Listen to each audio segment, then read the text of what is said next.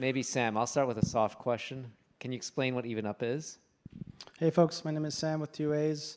At EvenUp, we build workflow insights and automation for personal injury attorneys in the United States to help them get to higher settlement amounts faster.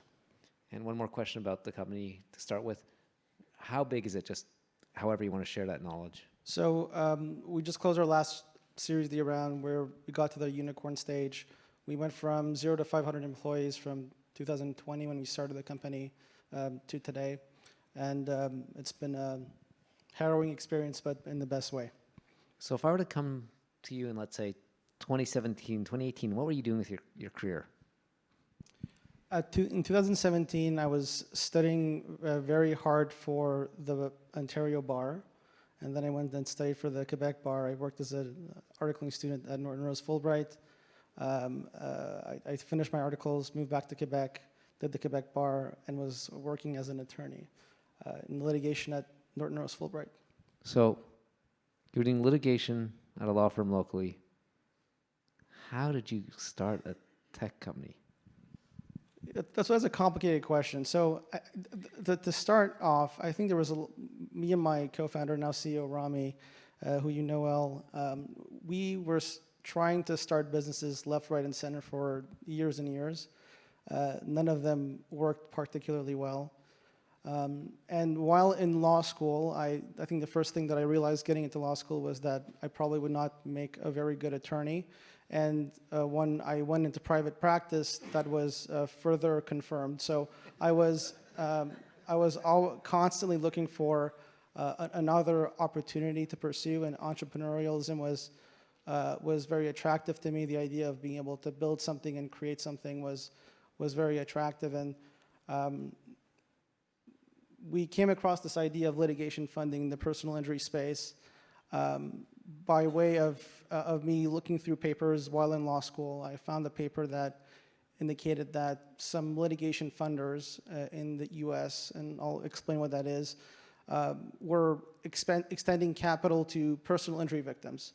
You get into a car accident, you need some capital, and there were these funders in the United States that would extend capital to you, but they would demand 133% back. And in that paper was also the fact that many of them would actually get payback. The default rate was quite low. So for me, this was a very clear indication that this was a very inefficient market, and that if you apply data and better processes, you could make a fundamental change to the market and deliver lower rates to these injury victims.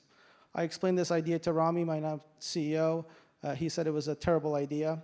And I tried convincing him for 4 years to do it until while I was in private practice and he was at Google, we decided that we would give it a shot, and the rest was history. So was it that easy? You just started the company and left law? Yeah, also not exactly that easy. So we were 3 co-founders. Ray, our COO now, he also has a very personal nexus to the story. His father got into a car accident when he was very young. The insurance company refused to pay, so for years he had to work a job. His mother had to work 3 jobs to sustain the family as they waited for the settlement. And ultimately, like any immigrant family that is tight on income, they gave up and accepted pennies on the dollar. And he was connected to Rami. He kind of joined our ideation group, and he's the get shit done guy. Yeah. So the idea was, let's spin up a website, try to get a couple of these funding opportunities by way of performance ads. Let's try to underwrite them. I would try to figure out how to underwrite them, and then take it from there. And we did this a couple times successfully, got repaid, and then we had a track record that we were able to point to in order to raise our seed round. And at that point, I left the practice of law. So did you leave before you raised the seed round, or prior or after? I left prior. It was getting a little bit too difficult to pretend like I was a serious lawyer. So, So- I had left before. So you're playing a lawyer on TV, basically. Yeah. I wouldn't say that I was that good, but yes. Okay. So you left. It took a big step. Sounds like it wasn't an easy choice. Um, Noticed you said that you were doing legal, litigation financing at the beginning. Now you do a lot more than that. So it sounds like it took a while to get product market fit. How did you get from raising money to what you'd call product market fit? Maybe let's even start with what do you define as how do you define product market fit? Because it's one of those words that everyone says differently. So like, when did you guys know you had product market fit, and what was it?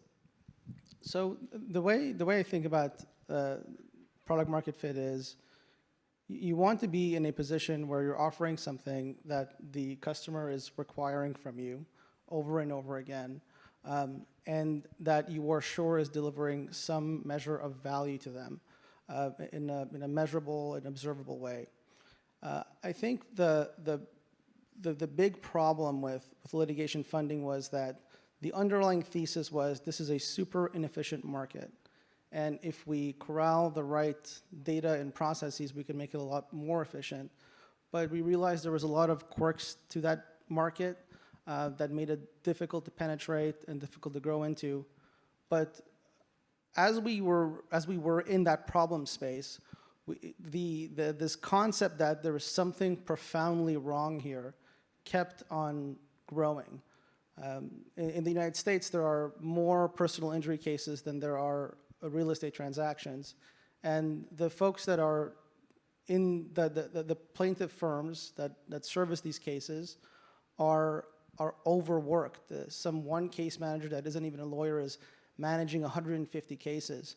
And so in private practice, I was able to see that there was a real discrepancy between how a law firm that's representing an injury victim versus a law firm representing the insurance company is able to represent the respective cases. And I think we were certain about the problem, but we weren't certain about the solution. And what really kind of pushed us to iterate was we know there is a lot of important data here. We know that there's a lot of inefficient operations. What part of this can we do that the client would really love?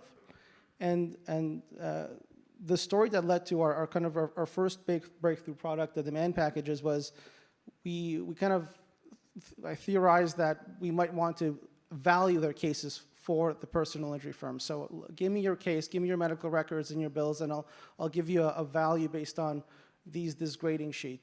So we did that, but the clients were not wanting more of it. And when I asked the client that had purchased it the first time, what did you do with it? He said, well, I take this and I put this in I copy and paste it and I reword it and put it in my demand package. The demand package is basically the letter that you sent to the insurance company to ask for the claimed amount.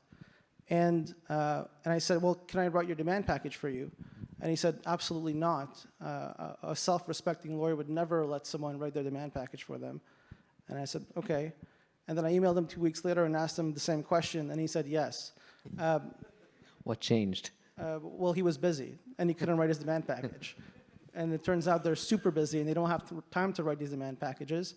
And that was literally the start of our flagship product. And so you had an idea of a product that looked like it could have product market fit.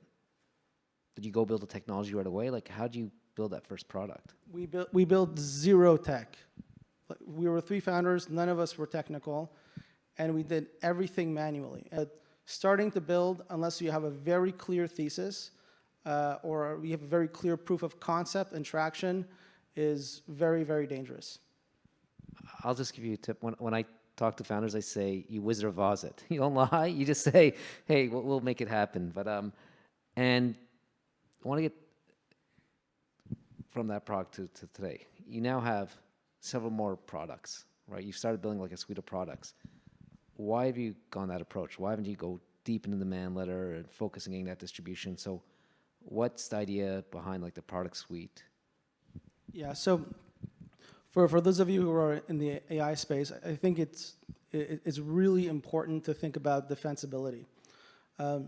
And in my point of view, and if you're building on like a vertical AI B2B business, I just said a bunch of buzzwords in one breath, but it's really important to think about how are you going to become, maintain your market share and continue to grow if the process of creating software is commoditizing, if the thing that you're really good at now is going to be less valuable in the future. And for me, that relies on two pillars. The first form of defensibility is on workflow defensibility. So there is a craft and an art to building a succession of contiguous workflows that work very well with one another.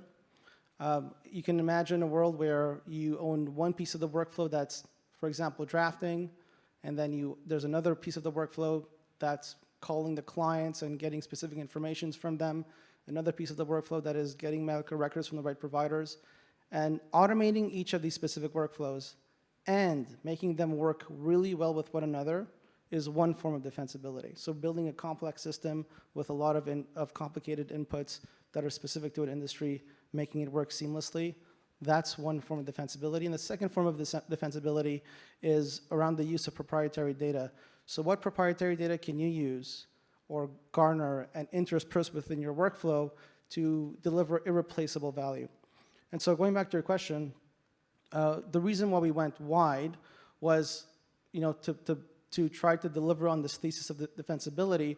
But going back to our mission, if our mission is to try to even up the playing field, we understood that influencing the outcome of the case, you could write the best demand letter in the world, but if the client missed treatments or the firm was not able to get the client to follow up on care or a bunch of other things that can happen leading up the demand package, if those things aren't happening, then the outcome of the case is going to be compromised. So this was our way of also influencing the outcome of cases and ensuring that we can live up to the mission and deliver on what we wanted to. So let's go deeper in a bit of workflow there. The way you deliver a product depends on the UI and UX and the way the product looks. I think everyone that uses ChatGPT is used to prompt and a chat conversation. Is that the best way you work with your clients, or how do you figure out how to interact with your clients? Yeah, so to give you folks a clear idea of what we do, so our flagship product, the demand package, you can imagine that a first version of this is generated with AI. And after that, you need to have humans that have some expertise go in and review that output to ensure that it meets a very high quality bar. So if we send out a demand package and there are mistakes in it and the law firm doesn't review it, the outcome is that the personal injury victim is not going to recover as much as they need to. Or at the very least, if the law firm doesn't catch the mistake, it will materially impact the outcome of the injury victim. So it's incredibly important that we generate a very, very high quality output. And there's a lot of detail. The medical records are very, very complicated. Just piecing them together and orienting yourself against the medical records sometimes can take hours. So the thing that we learned was if you just generate output that is somewhat okay and you give it to an expert and you ask them to just review it, it actually does not help them move faster or generate materially better quality output. And the name of the game for us was, automate these demands and move faster and improve your margins. And so we had to iterate against this problem again and again for quarters and quarters and years until we realized that how you present the data to the user really matters a lot.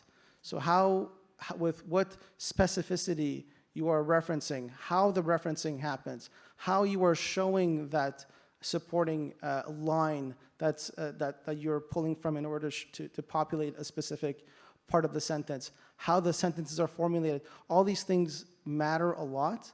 And if you think about any B2B business and the workflow that you want to automate, you have to really put yourself in the shoes of the user and try to understand, again, with great specificity, how you can build a workflow that not only automates their work, but actually makes them more efficient and drives higher quality. So understanding the intersection of AI and humans and how the humans that you were trying to help interact with AI is incredibly, incredibly important.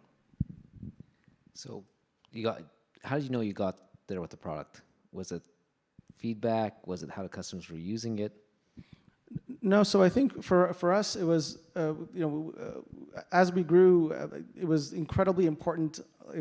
How many minutes people, our internal experts, were spending doing very specific tasks, and I think one of the indications that we had that okay, it looks like we were onto the right idea was when we released an internal completion bot called Rosie that allowed the users to have a template that was pre-filled in certain parts and to see where some of the very specific concepts were coming from in a very specific UI. And we saw the time to review diminish almost overnight by 30 or so %. And we kind of used our learnings there to launch a new product suite that was more self-serve in nature for our customers. And that's our AI docs feature now, where you can come on our platform and have these documents generated for you, and where you can benefit from a very similar review experience without an expert in the loop. Cool. I have a bunch more questions, but I want to make sure we open up the audience soon. So I think the last area of questions for me is, how have you seen yourself scale over the last 5 years? What's been the biggest challenge? You've gone from 0 to 500 employees, from 1 or 2 financing cases to a suite of products. How have you scaled with the company and made sure that you can scale? So Anna mentioned it as well, but hiring the right people is incredibly important. But looking back at the past 5 years, it's when you're going through hyper growth, your job will fundamentally change every couple of months or so. And I think what's been really helpful is understanding what you are good at, and then hiring people to help you do the things that you are not good at, and making sure that you are building leverage with the people that you are hiring. So hiring people that are way, way smarter than you is like a baseline requirement, and then making sure that you are making sure that they succeed and that they are giving you the leverage that you need in order to do the things that you're good at. And also, piggybacking off of Anna's commentary, it's incredibly important for founders in particular to remain in the weeds of the product. It's really hard to convey all of the context needed to build great product from a commercial standpoint, from a user standpoint, from a technical standpoint. And usually the companies that succeed and can build amazing product have the very technical founders that are not only involved on the product side and design side, but also on the technical side. I'm obviously not technical. I've tried to learn, but I'm definitely not there yet. But that meant that I had the benefit of spending a lot more time with users and understanding their needs and implementing that into the product development process. Cool. Can I get a round of applause for Sam?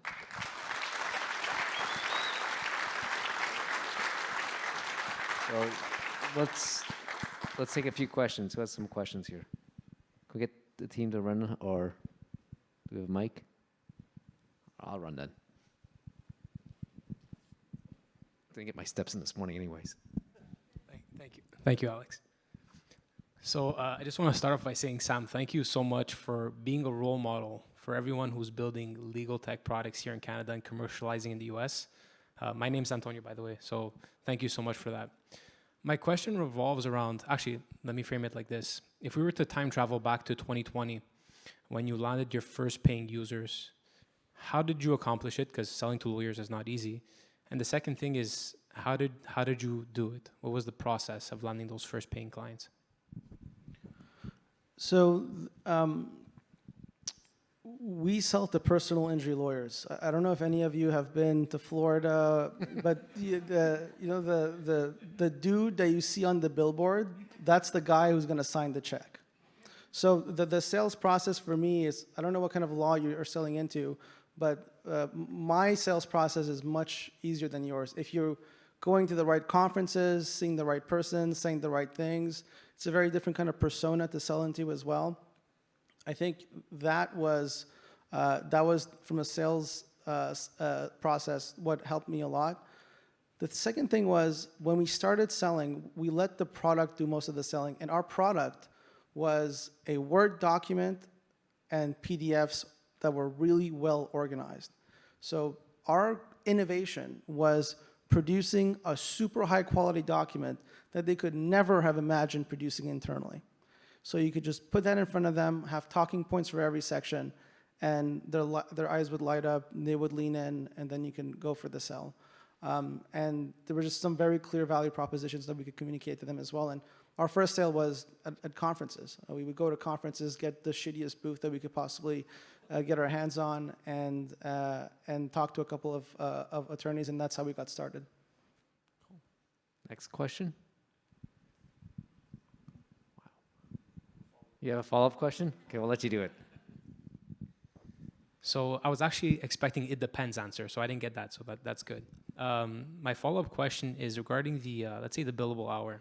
So you're saving lawyers some time and you're increasing the results.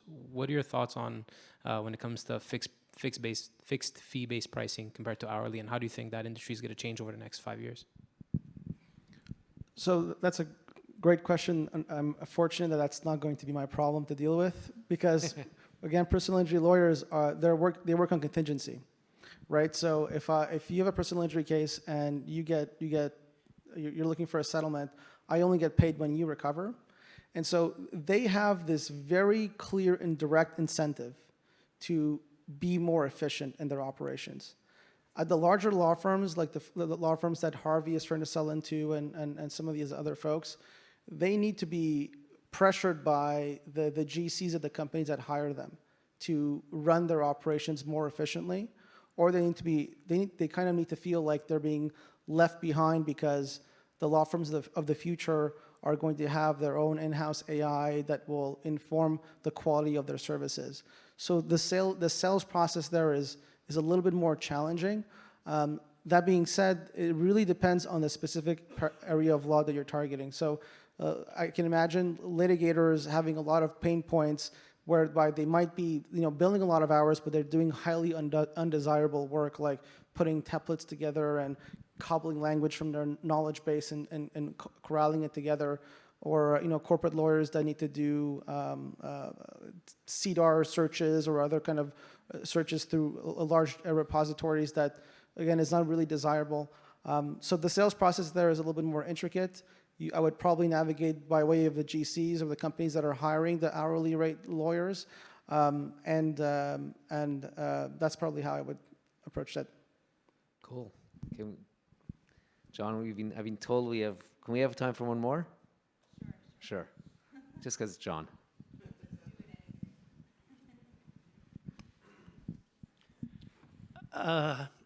So the structure of the law in Canada is quite different from the structure of law in the US in many different aspects. Is the law and the way it's structured, particularly around litigation in Canada, as effective or as rich a money-making environment as the US? And if it is, there's no more than that. If it isn't, would you like the Canada to become more like the US in order to increase the value of your business? No, I think that. So the big difference between Canada and the U.S. for these particular, well, first of all, the U.S. is incredibly litigious. It's the most litigious society and known to humankind.